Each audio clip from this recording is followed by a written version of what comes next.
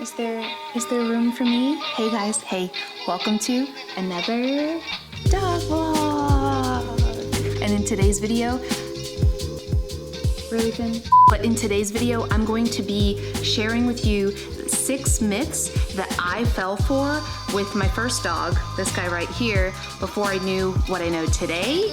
Let's jump into this video right now. Oh, and don't forget guys, if you are new here, welcome. I'm so glad to have you. Click that subscribe button. Help our mission to save all the damn rescue dogs. Let's jump into this video right meow. All right, the number one myth that I fell for with my first dog that I completely feel like a fool for. Wait, you know what? Let me start with myth number 6 and work my way back up. So we'll get to the biggest, most wild myth that I fell for with this guy here. I'm sorry, buddy. I know. You were my first baby, so I had to learn with you.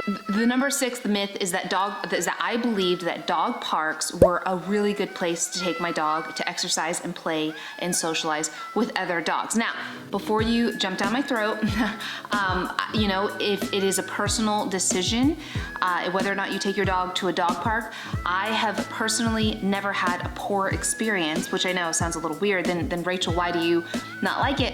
I know plenty of people who are close to me that have had really negative experiences or really close calls at a dog park. And so with that, I don't really believe in them anymore. The main reason being other dogs are unpredictable, and it's not that other dogs are bad or that their owners are bad. It's just in an slightly uncontrolled environment. If another dog comes in that has a slight tendency to not like chocolate, beautiful babies, something bad could happen, and I'm not willing to put my dogs at risk for that. Now, that said, the cool thing about living here in Austin is we do have organized meetups with people and dogs that I'm friends with and that I know personally, and in those situations we'll rent out a dog park that's like fenced in, and we'll let them play because I know the dogs. But just when it's random strangers, it's something I really avoid and don't recommend. Now, the other myth that I fell for were that harnesses, like a dog harness, was a really bad tool for all dogs. I thought that it would just make my dog want to pull, and it would just be a big mistake if I ever used one. Now, a lot of dog trainers and specialists still wholeheartedly believe that putting a harness on your dog will make them want to pull based on how it tugs and is worn by a dog and how it's tugged by a dog's chest. And I don't necessarily disagree with that. That very well may be the case.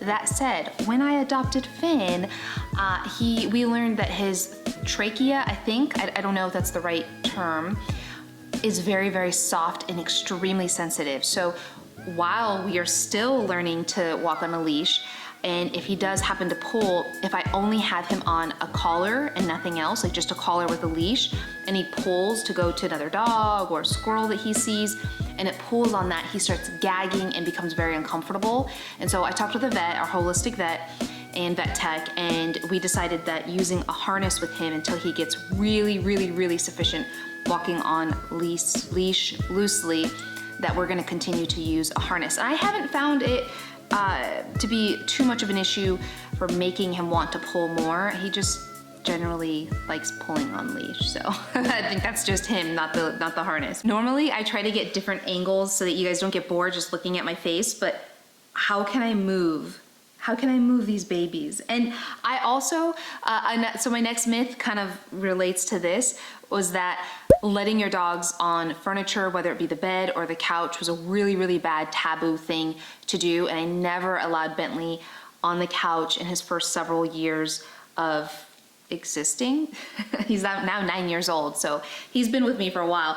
But now I am the firm belief, and this applies to most of my training practices with the dogs, is that how you want your dog to behave and what you want them to do or not do is up to you. There's no black or white, right or wrong in many situations. There are no black or white, right or wrong ways of what you should allow your dog to do or not to do. If you're cool with having your dog on the couch, then you're cool with having your dog on the couch. We actually are planning to replace this couch. So in the back of my mind, I'm like, well, I'll let them up on this couch And then when we get our new couch, we'll stop that, who knows. But none of it is, Bentley sleeps with us by my feet on our bed every single night now, which he never used to. And on this side of the couch, I usually have a blanket down, and this is where they're allowed. Flea medicine. Flea medicine is something I bought into for many, many years with Bentley, and I believed that I had to use a chemical-based flea and tick repellent, like the goo that you put on their neck or the pills that you can feed them every month to keep flea and ticks off of him. And I believe that was the only way to prevent that. And I've now learned the last half of his life that there are a ton of holistic and more natural preventatives to keep fleas and ticks off. What I use currently is just a natural essential oil base on my dogs every single day to keep those nasty teas and flicks. Hey, shout out to you crazy cat moms. You guys did that. Fleas and ticks. I will say this though. There is a risk when you don't use those harsher and stronger flea and tick preventatives. You know, my dogs could get a tick, and there are paralytic ticks out there and ticks that have Lyme disease, and so I am taking that risk.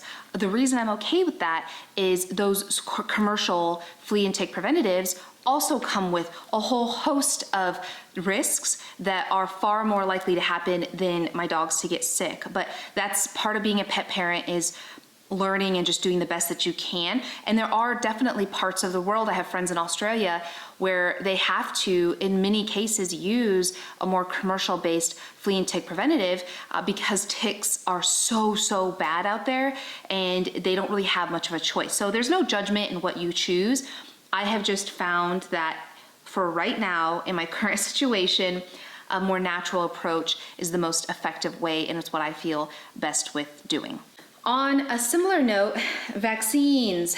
With my poor Bentley, we got every vaccine under the moon when he was growing up, and I feel, it breaks my heart. But every time there was a renewal, every time I thought that the vaccines were expired based on the updates from the vet, I gave him a new vaccine instead of titering. I've talked about titering with you guys before, but it's basically checking my dogs yearly to make sure that their antibodies are still built up and they're still immune essentially to what we're trying to vaccinate against. In the past, instead of titering and checking annually to see if they're still good to go, I would just do whatever the vet recommended. I didn't use a holistic vet, obviously, in the past, but I would just, whenever the vaccines were due, I would just give them to him, and I would give them to him all on the same day. But the good news is I've since learned the last part of his life, he's not getting unnecessary vaccinations. My dogs are only getting core vaccinations that are absolutely required, whether it be for legal reasons or for health reasons. And that's kind of how I practice health with that. Can you tell I'm very tired today? I was up editing late last night, and I was determined to wake up this morning and film.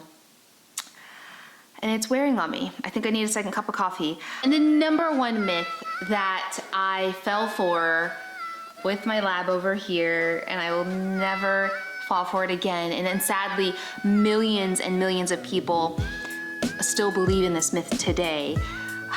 But the myth is that kibble is in any way, shape, or form healthy for your dog. I fed Bentley kibble for years. Yeah, I wasn't proactive enough to think common sense. If I eat whole fresh foods in my diet, why wouldn't my dog need to eat whole fresh foods? I fell to the marketing that kibble is optimal for dogs when it's not.